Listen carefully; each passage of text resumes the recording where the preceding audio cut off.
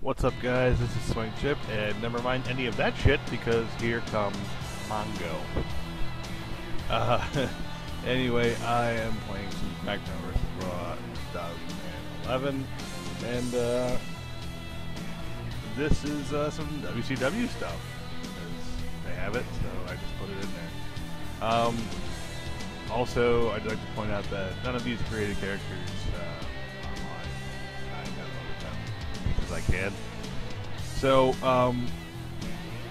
what I want to talk about, what I want to talk about today is that this franchise is actually going away.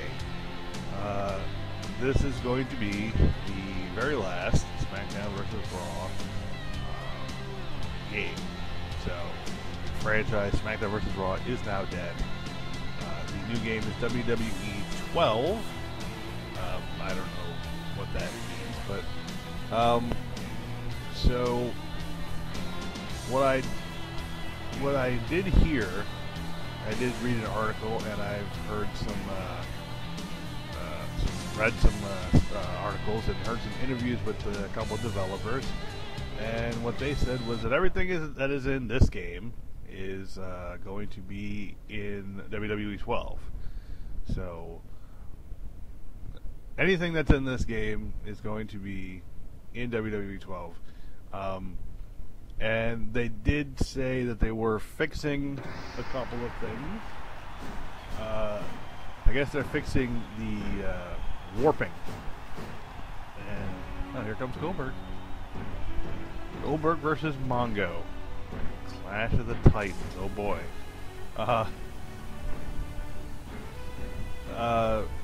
Yeah, they did. They're getting rid of. I guess they're working really hard on getting rid of the cheese stuff that's in the game, and a lot of the botching stuff that goes on, and they're getting rid of the warping.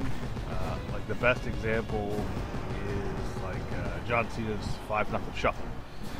If you do that in the game, you automatically warp to the middle of the ring, and the guy does it. Like it's the same thing for the Rock's People's Elbow and Booker T's scissors kick. The guy will just warp to the middle of the ring, and he'll do the move. They said that is going to be gone now, so I do like that. It's one of the. It's not a thing that really bothers me, but I guess it bothers a lot of people that you just warp to the middle of the ring. But that is no longer going to happen. They did come out with another developer did say that they're going to have 2 new create modes in the game, and what I'm doing with this video is just kind of showing what you can expect from WWE 12, with the exception of all this lag, because Dazzle decided my game didn't want to do this. But this is, I think the difficulty for this is hard, and it's just 2 CPU guys going at it, so as you can see, this CPU reverses everything. But what this is another thing that right there, I actually was doing a match with Kurt Hennig and he who shall not be named, Chris Benoit, and I think Benoit got thrown over the ropes like that, and they did that same spot where Hennig ducked out of the way, and Benoit ducked out of the way, and Hennig went over the ropes, and he landed out under the ring, and then warped back in the ring. So hopefully they fix stuff like that. The other thing they said, there was going to be 2 new create modes, which I was a little excited for, I gotta admit. They did say that it's one of them that people have been asking for years, and I can only think of 2 things that the SmackDown franchise has been missing for those 2 years, and that is number 1. So this is just speculation, but number 1, the only thing I can think of would be create a taunt, which I think that was in SmackDown Well, it might have been on Day of Reckoning for like GameCube or something, where you could create a taunt. But just because they kind of half-ass it with their taunts in this game, they kind of went, well, you know what you're looking for. It's close enough, reasonable facsimiles to taunts that were, that are in this game. So, but they pretty much said there's going to be 2 new ones. That one I think might be in there, but the one I think most that they're going for is actually going to be create an arena, much like this one. Like, I don't know if they're going to take out the Nitro arena. I hope not, because this arena is actually pretty cool. But they said, I hope the second create. I hope it's create an arena. That'd be pretty cool. That's some what is that? Fire Pro stuff. So I hope that's pretty cool. You could have it all depends on the number of arenas you can create. Because if you could create like 50 arenas, that'd be cool. But I doubt they're gonna. If this game is this big, because that's one of the taglines: is bigger, badder, better. If this game is this big, hopefully none of this, this stuff is feasible. I am hoping that this is one of those things that it completely happened, because this SmackDown vs. Raw 2011, this was actually a pretty decent game. You leave on actually a pretty high note. So, I mean, this is of course nowhere near SmackDown Here Comes the Pain, which in my opinion is the greatest wrestling game ever. But I know a lot of people will get mad at that, and they'll say, no, it's totally No Mercy, or it was totally Revenge, or God help you, it was Backstage Assault. No, I'm kidding. But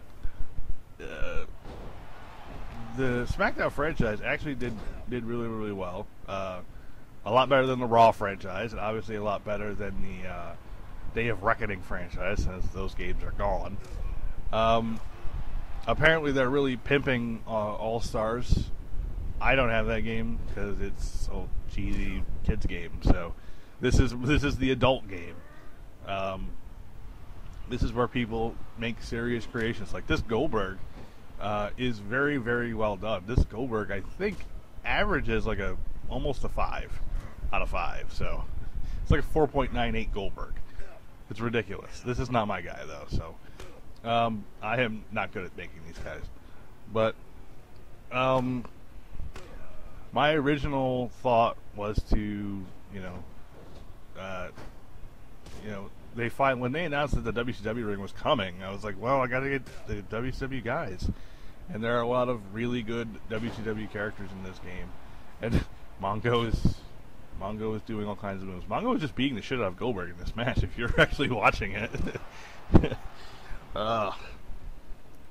And this match, these two actually in real life never actually wrestled on Nitro. They actually got I think they've only wrestled twice. They wrestled one time.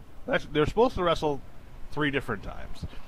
They're supposed to wrestle at World War III of '97, and that's when Mongo beat up Goldberg with a pipe. Then they wrestled at Starrcade '97, Goldberg won, and then they wrestled, which that match sucked. And then they wrestled again, I think, on Thunder, and Goldberg won again because he was in the middle of the streak. Even though, there go the lights. Goldberg is in the middle of the streak, so he just no-sold like all of Mongo's offense and beat him. And just like that, see? Cue the no-selling. Anyway, but this is kind of this match is kind of a symbol of the SmackDown vs. Raw franchise, where there's some really good ideas in this, and then once the difficulty is up, because this is hard. I think this is hard difficulty between 2 CPUs. So, as you can see, Goldberg has 3 specials, and Mongo is just beating the shit out of him. Because that's like there's some kind of thing with the desperation. I don't know. When somebody else has a special, like the CPU is able to just counter the shit out of you. It doesn't matter who they have. It doesn't matter what their countering ability is. They will just counter everything, and they will just get their ass. You know, they'll just beat your ass. But there's actually another match that I have that I'm going to upload soon with Disco Inferno and Randy Savage, where Randy Savage actually counters. He counters so many times Disco going for some sort of, I don't remember what Disco's signature move is. Not the Chartbuster, but whatever his signature move was. He kept countering it, and he countered it so many times that he actually got a signature himself, so that was kind of funny. Yeah, I don't know what is going on with this. My Dazzle has just decided that this upload stuff is just not it's for the birds. So, what was the other thing I heard? Oh yeah, there's going to be, I guess, not everybody, but all the particular babyface guys that you know have the little five. They have pretty much said that everybody who usually does it will have a 5 moves of doom kind of thing going on. They call it comebacks, but it's just the 5 moves of doom from everybody.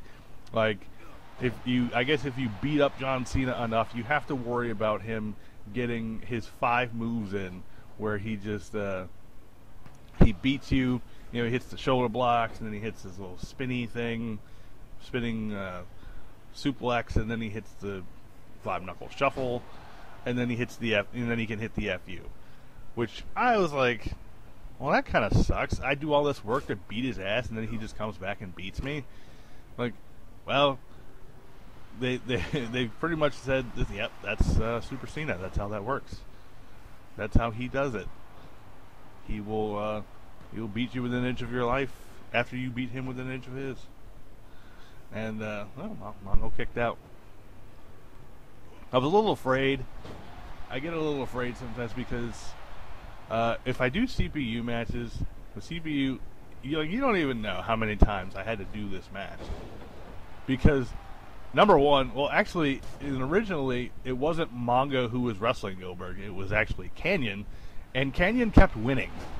So, I actually changed it to where, as you saw probably in the previous screen for probably about a second, that Goldberg has to win this match. So, spoilers if you were waiting for Mongo to end the streak or anything. But I made it so Mongo had those, because when I did it with Canyon kept winning. He kept beating Goldberg like pretty easily. Actually, it wasn't even close. So I actually changed it, but I changed this, and I was a little worried because I had keep doing it. I actually only did this match twice. I did this match twice because the first time I think Goldberg won with like a DDT, but now he's about to win with the jackhammer. And up he goes, down he goes, and this I was like, oh, he's way too close to the ropes, but he's not. 1, 2, 3. Goldberg wins. So, yeah, there you go. So that's the match there.